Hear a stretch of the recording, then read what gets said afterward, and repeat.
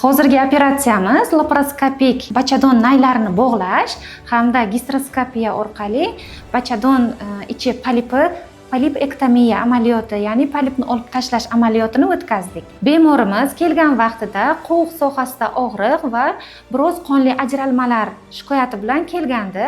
Ma'lum bir tekshiruvlar xulosalariga qarab biz ayolimizda platsentarniy polip tashxisini qo'ydik.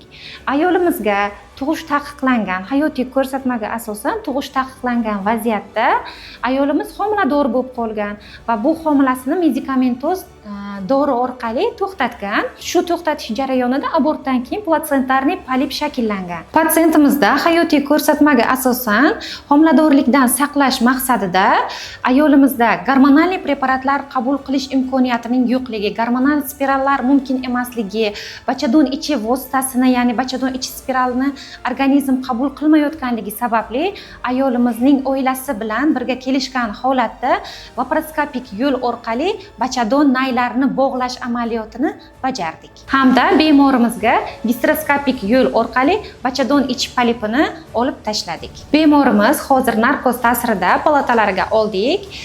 Bemor bizning nazoratimiz ostida.